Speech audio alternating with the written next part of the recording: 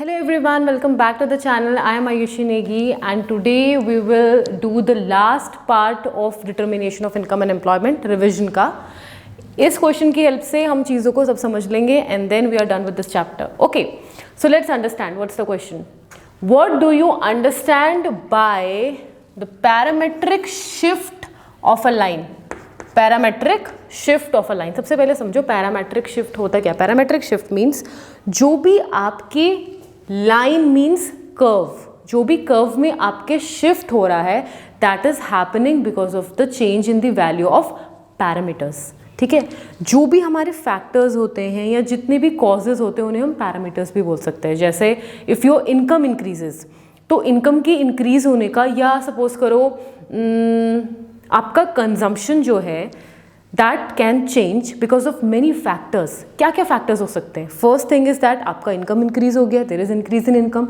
Second factor can be change in taste and preferences. आपने taste और preferences change हो गए ड्यूरिंग द टाइम. सो ये जितने भी फैक्टर्स हैं these are your parameters only. ठीक है, सो इसका मतलब है कि जो भी पैरामीटर्स की वैल्यूज में चेंजेस आते हैं उसकी वजह से एक शिफ्ट होता है जिसे हम बोलते हैं पैरामेट्रिक शिफ्ट. सो यही आपको पहले समझना है कि what is parametric shift and then with the help of this you need to explain how does a line shift. अब लाइन अगर शिफ्ट हो रही है दैट मीन्स कोई ना कोई तो चेंजेस हो रहे होंगे. पहला चेंज क्या बोला है कि बताओ व्हेन स्लोप चेंजेस. दूसरा पूछा है व्हेन इंटरसेप्ट इंक्रीजेस. तो स्लोप और इंटरसेप्ट का इंक्रीज डिक्रीज तो तब कर पाओगे when you know what is the slope and what is an intercept. तो दोनों चीजें समझो. देखो, let's start this thing with the help of the consumption function. Consumption function को लेके चलो. You can also do it with the help of saving function. हमारे पास saving function है, ये हम ले रहे हैं कंजम्पशन फंक्शन, राइट. तो देखो कंजम्पशन फंक्शन क्या होता है. C equal to C bar plus B Y. This is your national income, this is your MPC and this is your autonomous consumption. ये तो हमें पता ही है. अब हम ये क्यों लिख रहे हैं यहाँ पे, हम एक कंजम्पशन फंक्शन क्यों लिख रहे हैं. We are writing this because we need slope and we need intercept. So यहाँ पे देखो स्लोप की तरह क्या वर्क कर रहा है.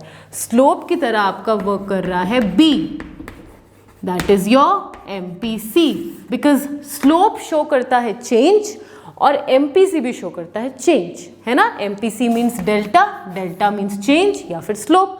तो इस वजह से हमने ये कंजम्पशन फंक्शन लिखा. You can also write saving function. Saving function लिखते तो क्या होता minus C bar plus 1 minus B. 1 minus B क्या हो जाता है MPS. ठीक है. What about the intercept. Intercept होगा आपका autonomous consumption because this will give you the point on the y-axis. So this will be intercept and this will be your slope, right. अब देखो, let's understand this with the help of graph. सबसे पहला हम समझेंगे when slope changes.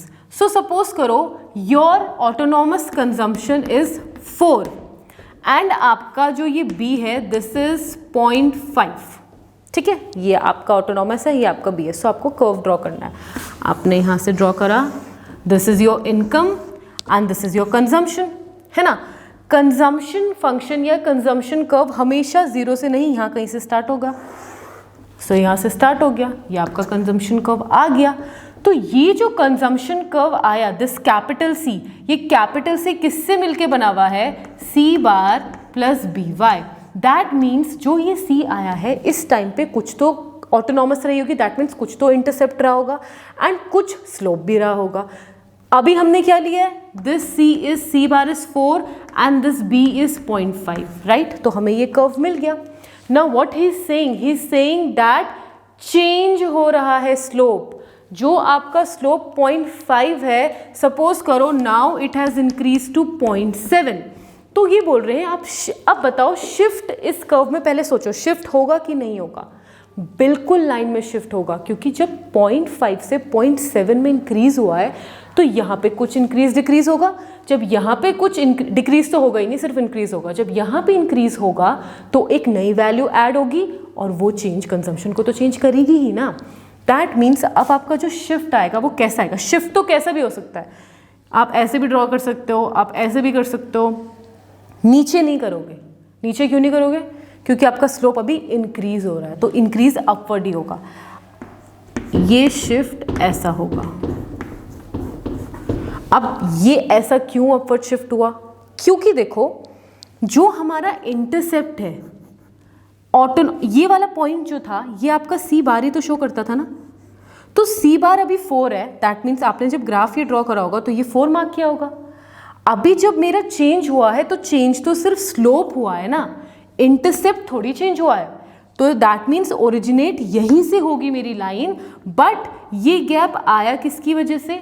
ये ऐसा में क्यों आया? This is because of the change in the slope. अब मेरा जो यहाँ पे कैपिटल सी आएगा that is C bar plus B Y, and now the slope is 0.7, and ये इंक्रीज की वजह से ये कर्व ऐसे में चेंज हुआ है। इसको ऐसे मत ड्रॉ कर देना, इसको ऐसे मत ड्रॉ कर देना कि यहाँ पे गैप दिखा दिया। अगर आप ये गैप दिखाओगे दैट मीन्स आप ये वाला ड्रॉ कर रहे हो, बी वाला ड्रॉ कर रहे हो, जहाँ पे आपको क्या दिखाना है? इंटरसेप्ट दिखाना है कि इंटरसेप्ट अब चेंज हुआ और क्या हुआ? इंक्रीज हुआ। दैट मीन्स अगर आपका सी बार को हमने इंटरसेप्ट लिया, अगर आपका सी बार 4 है, now it has increase to suppose let's say 7, तो आप बताओ कैसे कर्व चेंज होगा? तो बिल्कुल बता देंगे। This is your C, this is your Y. ये आपका इनिशियली सी था जिसमें आपका C bar plus B Y आ रहा था, यहाँ पे इंटरसेप्ट वॉज 4 एंड बी आपका क्या था? 0.5 था, हमारा कर्व ड्रॉ हो गया था। लेकिन दूसरे केस में बोल रहा है अब आप बताओ कर्व कैसे शिफ्ट होगा if intercept has increased. Intercept कितना हो गया? 7। दैट मीन्स ये जो सी बार है यहाँ पे 4 था, लेकिन अब सी बार कितना हो गया? 7। तो सी बार 7 इससे तो ऊपर ही कहीं होगा, तो यहाँ कहीं सी बार आ जाएगा अब न्यू वाला, और फिर से अपवर्ड स्लोप कैसा बनेगा? ऐसा बनेगा। That means in case of your intercept जो लाइंस है वो पैरेलल ड्रॉ होगी और वो एक पैरेलल शिफ्ट बताएगी upward, वेरेज in case of your slope एक सिर्फ अपवर्ड शिफ्ट होगा जहाँ पे आपका इंटरसेप्ट तो सेम ही है। ये सारी चीज़ें। अब देखो यहाँ पे समझो, when B changes, B is the slope of consumption curve, we know it. When B increases from 0.5 to 0.7 increase हुआ, the consumption curve rotates upward.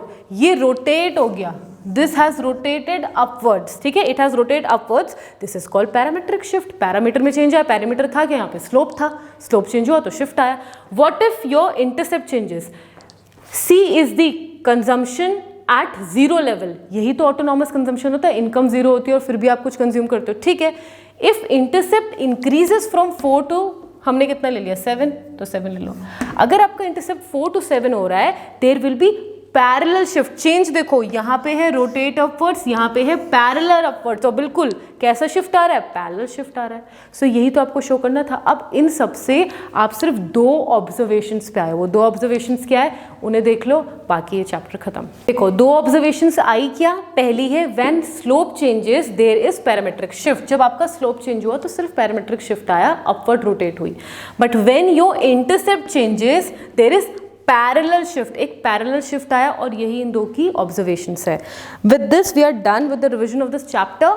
I hope you liked it. If you like it, please hit the like button. In my next video, we'll start with the revision of national income. Till then, keep smiling and keep studying.